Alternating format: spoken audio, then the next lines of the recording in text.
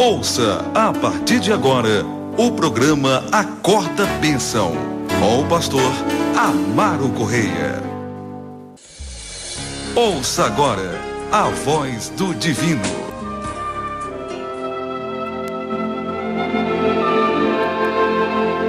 Louvado seja o nome do Senhor Jesus. Lucas, capítulo de número 7.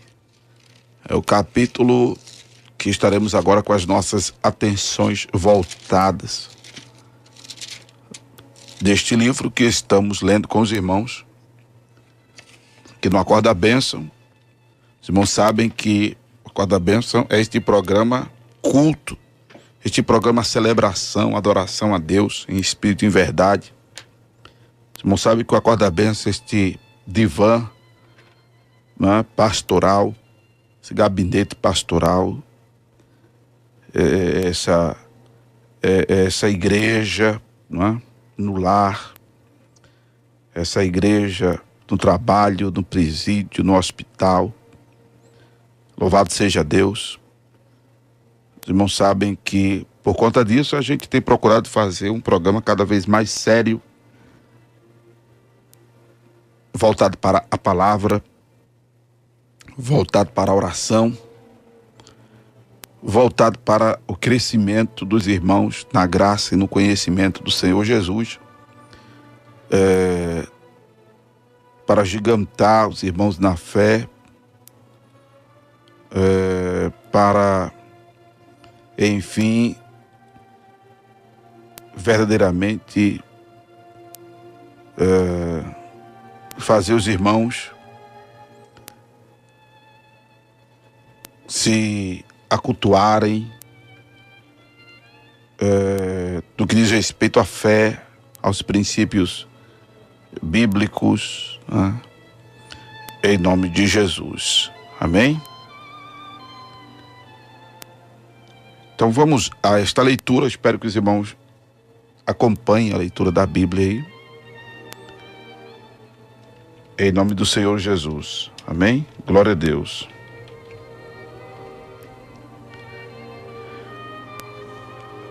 O capítulo 7 de Lucas, ele tem 50 versículos. Mas como os irmãos sabem, as abordagens aqui, a gente tem pontuado aquilo que, sob inspiração divina, somos levados a tratar, e aquilo que achamos precisa de um esclarecimento mais apurado à luz da Bíblia, né? Tendo em vista as muitas torções que algumas doutrinas da Bíblia têm sofrido, quando algumas lideranças, algumas denominações têm legislado a Bíblia, têm ministrado a Bíblia em causa própria, gerando detrimento aos interesses de Deus, gerando detrimento à vontade de Deus. Isso é inadmissível, até porque parecem que esquecem que isso atrai maldição, esquecem que isso faz com que lhe seja acrescido os flagelos que estão escritos neste livro, bem como lhe seja tirado a parte da árvore da vida. É muita coragem da turma fazer isso, né? Mas vão prestar conta a Deus. Por conta disso, a Bíblia tem sido mal interpretada, tem sido mal aplicada, tem sido mal administrada a doutrinação, não é? Mal administrada a doutrinação, mal administrada a fé. Isso é simplesmente terrível, isso é simplesmente terrível, não é? Pois bem, então, os irmãos, como eu estava dizendo, sabem que aqui no Acorda a Bênção a gente procura fazer com que a verdade da Escritura, né, seja apreciada com mais veracidade. Louvado seja o nome de Jesus. Amém, amados? Glória a Deus. Então vamos ler. Depois estaremos, com a graça do Senhor, ministrando, né? Lucas capítulo 7. Abra sua Bíblia. Acompanha conosco esta leitura. Em nome de Jesus. Diz assim a palavra de Deus. E depois de concluir todos esses discursos perante o povo, entrou em Cafarnaum. E o servo de um certo centurião, a quem este muito estimava, estava doente e moribundo. E quando ouviu falar de Jesus, enviou-lhe um ancião dos judeus, rogando-lhe que viesse curar o seu servo. E chegando eles junto de Jesus, rogaram-lhe muito, dizendo: é digno que lhes concedas isso, porque ama a nossa nação e ele mesmo nos edificou a sinagoga. E foi Jesus com eles, mas quando já estava perto da casa, enviou-lhe o centurião uns amigos, dizendo-lhe: Senhor, não te incomodes, porque não sou digno de que entres debaixo do meu telhado. E por isso nem ainda me julguei digno de ir ter contigo. Dize, porém, uma palavra e o meu criado sarará. Porque também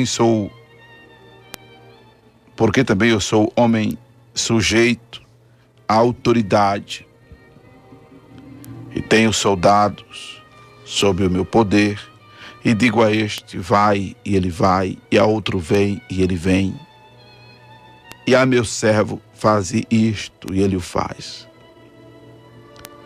Ouvindo isso, Jesus maravilhou-se dele, e voltando-se, disse à multidão que o seguia: digo-vos que nem ainda em Israel tenho achado tanta fé. E voltando para casa, os que foram enviados acharam são o servo enfermo. E aconteceu pouco depois de ir ele à cidade chamada Naim, e com ele iam muitos dos seus discípulos e uma grande multidão. E quando chegou perto da porta da cidade, eis que levavam um defunto, filho único de sua mãe, que era viúva. E com ela ia uma grande multidão da cidade. E vendo-a, o Senhor moveu-se de íntima compaixão por ela e disse-lhe: não chores. E chegando-se, tocou o esquife.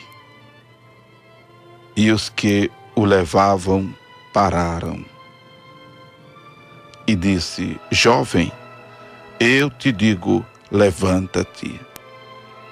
E o defunto assentou-se e começou a falar.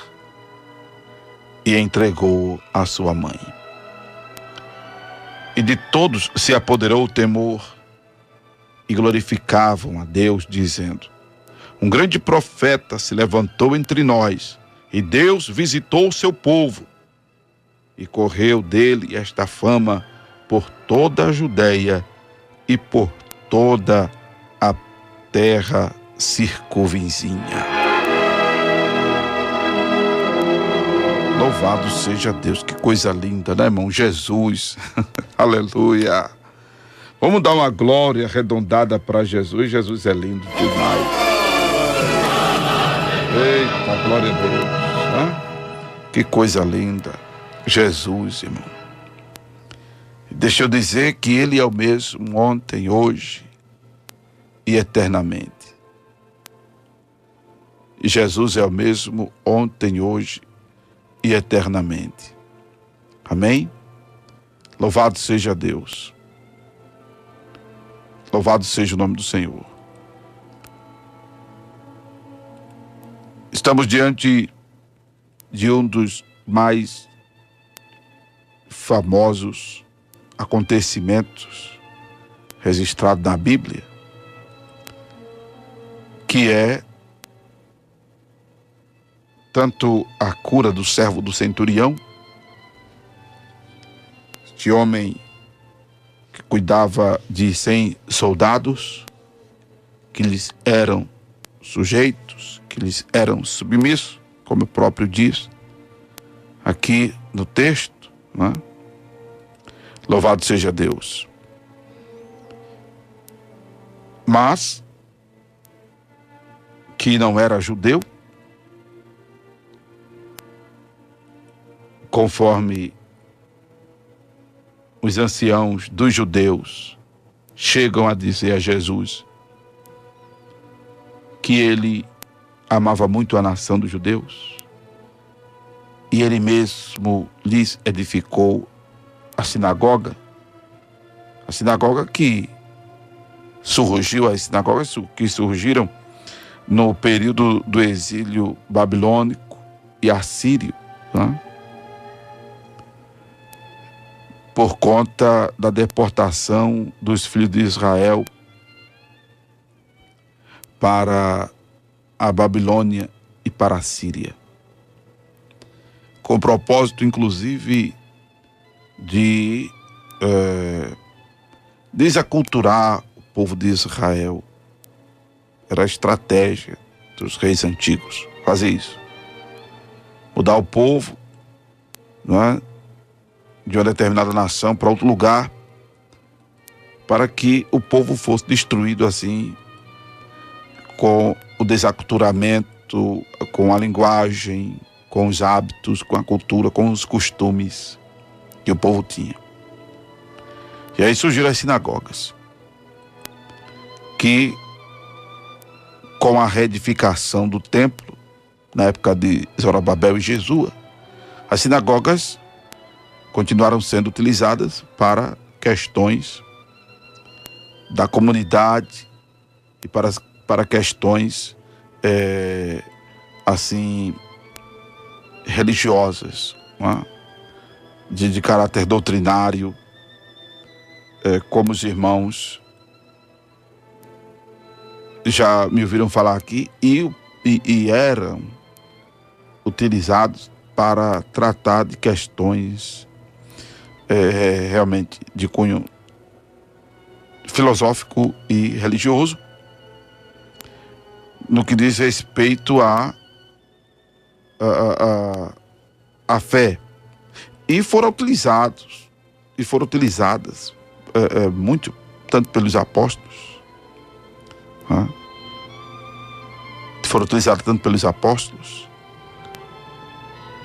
para ser um local de evangelização. E este centurião somou, edificando uma sinagoga para os anciãos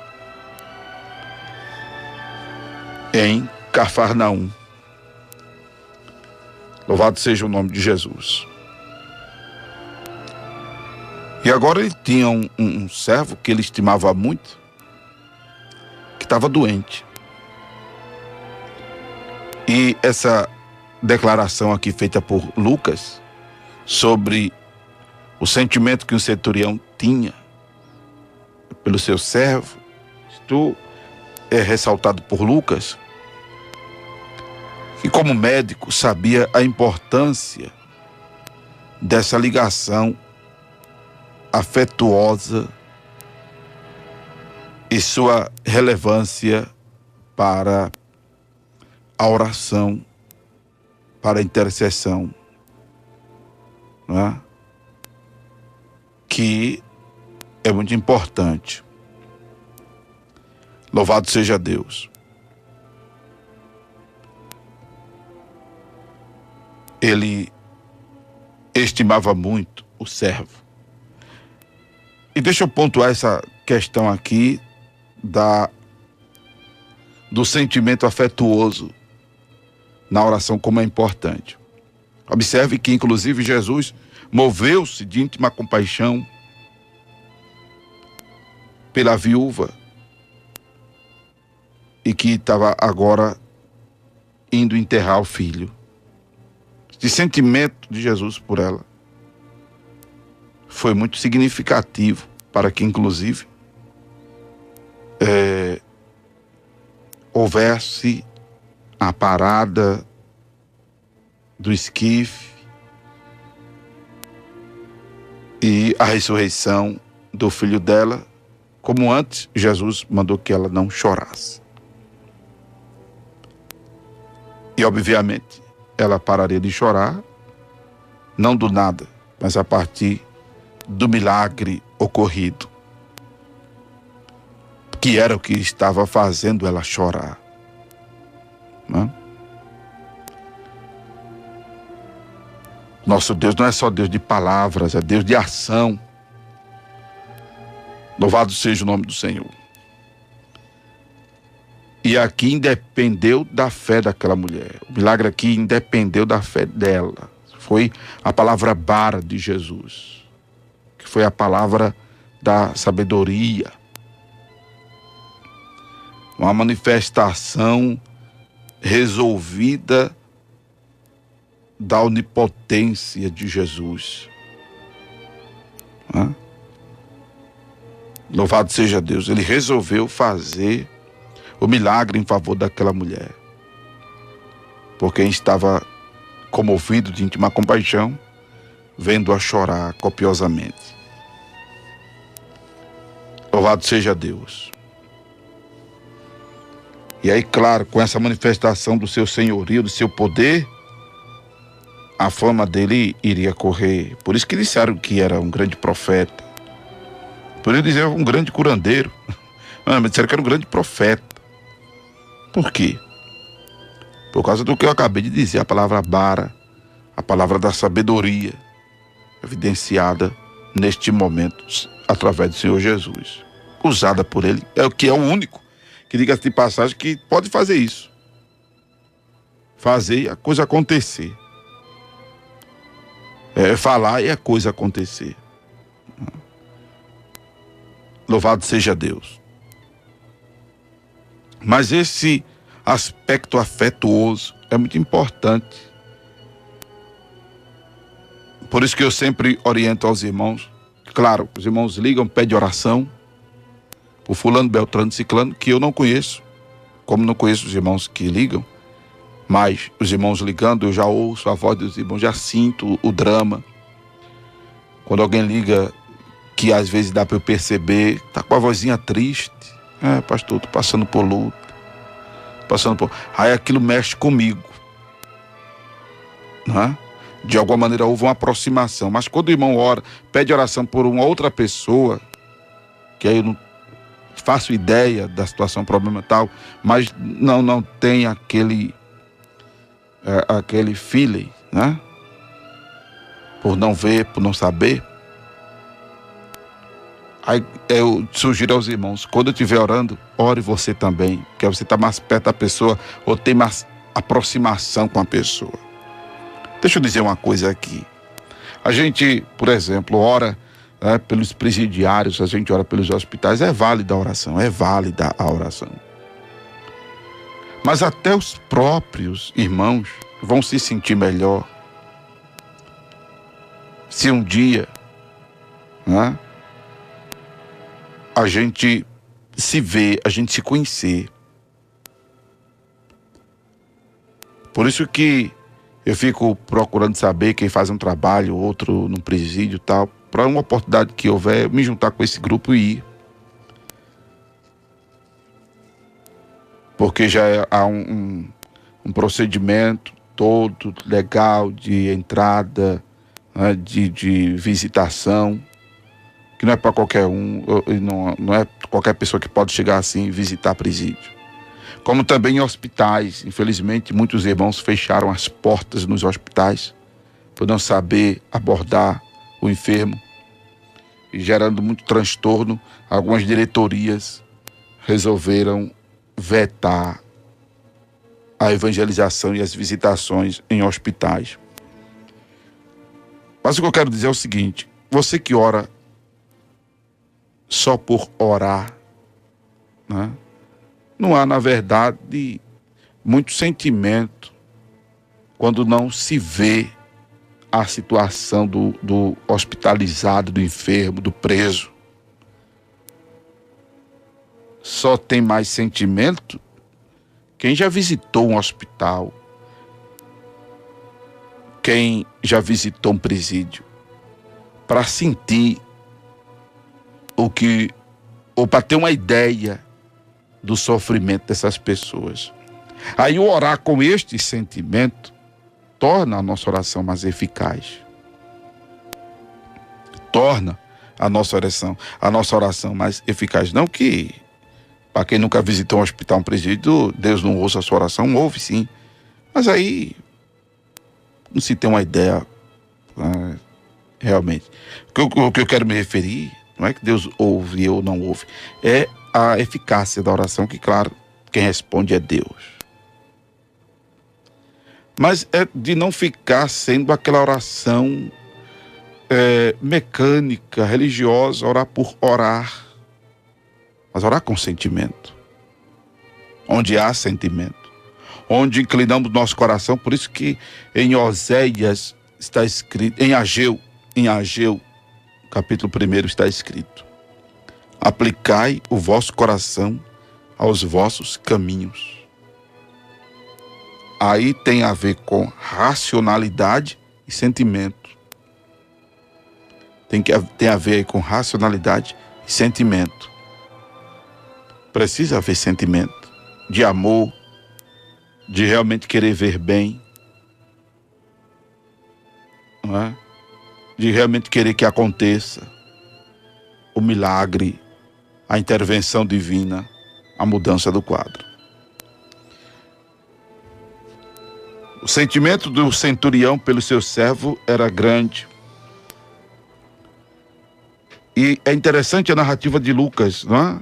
Você que já acompanhou isto comigo em Mateus, Lucas traz alguns detalhes aqui interessantes, que na verdade, o centurião não chegou a falar com Jesus.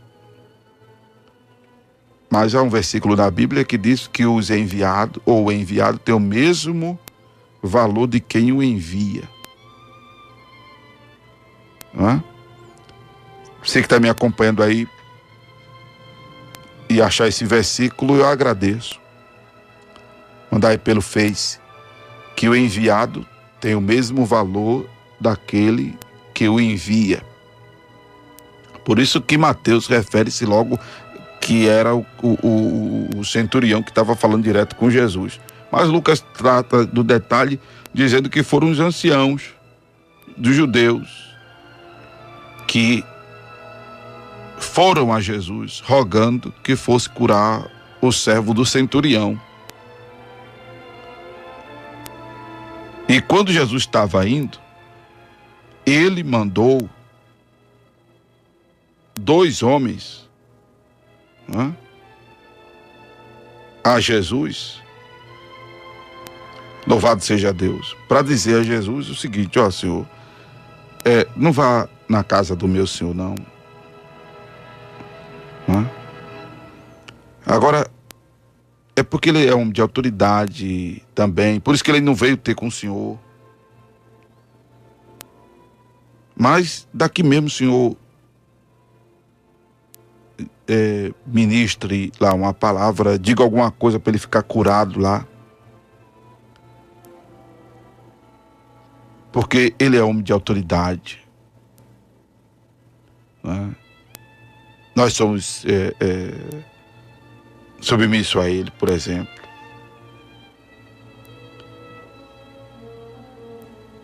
E ele não se acha digno do Senhor ir até a casa dele, porque tem soldados e sabe como é, né? A força, a autoridade militar, de repente já até abusou de determinada autoridade. E ele não se acha digno de receber o Senhor. Por isso que ele não veio pessoalmente ao Senhor. Mas diga só uma palavra e o servo vai ficar curado. Aí Jesus maravilhou-se daquilo. Jesus não criticou, não, porque Jesus sabia que o cara estava dizendo a verdade. Hã? Sabia que ele estava dizendo a verdade. E aí disse a multidão que nem ainda em Israel tinha achado tanta fé. Louvado seja Deus. E aí, falando de fé e associando também o episódio do filho da viúva de Naim, eu quero pontuar aqui uma problemática que tem acontecido no segmento evangélico, onde a fé tem sido manipulada por elementos que não foram instituídos biblicamente por Deus. E se não tem uma instituição bíblica, isso é perigoso, isso é comprometedor à veracidade do evangelho, à veracidade da fé cristã. Até porque, quando se utiliza de amuletos, terafins, é a linguagem do profeta Zacarias, amuletos, né, numa linguagem mais popular, ídolos em miniatura,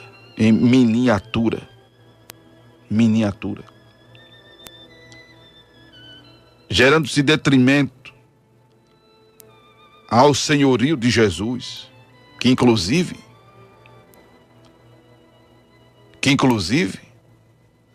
vem sofrendo detrimento por conta de toda essa adesão no segmento evangélico de feitiços. Porque a fé em Jesus não tem sido suficiente para algumas pessoas. A fé na palavra não tem sido suficiente para algumas pessoas.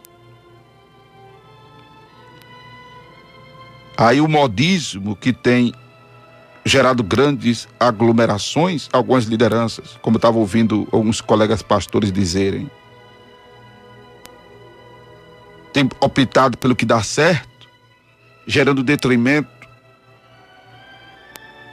aos princípios da Escritura Sagrada.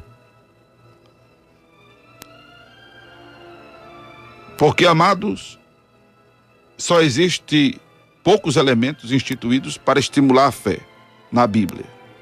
Vou mencioná-los aqui. A unção com óleo, que é bíblica, mas a unção com óleo tem sofrido uma deturpação, porque estão vendendo óleo, estão mistificando, achando que é o óleo que surte efeito, e aí estão mistificando o óleo. E aí óleo de uma cor, óleo de outra cor, óleo de outra cor, cada tipo de cor de óleo para cada tipo de problema. Isso é misticismo. Além do comércio, existe o misticismo, existe a vulgarização da unção, está todo mundo ungindo todo mundo, e a unção deve ser ministrada só por quem exerce um ofício eclesiástico. Quem só exerce um ofício eclesiástico, não é? Mas a unção com óleo tem sofrido uma deturpação. Outros elementos que comunicam a fé, que deve fazer a fé da gente estar voltada ao Senhor através deles, e que são elementos ingeríveis, né? Que é o pão e o vinho da Santa Ceia. Outro elemento de contato, de estímulo à fé, é a imposição de mãos. Imposição de mãos, que tem sido substituído por manto, que tem sido substituído por terno, que tem sido substituído por pedaço de murim, de pano, de qualquer outra coisa. Inclusive algumas até personalizadas denominacionalmente. Personalizadas denominacionalmente. Não é? Então a fé tem sofrido essa deturpação e Jesus e a palavra não tem sido suficiente para muita gente. E isso quebrar a genuidade, a veracidade do Evangelho.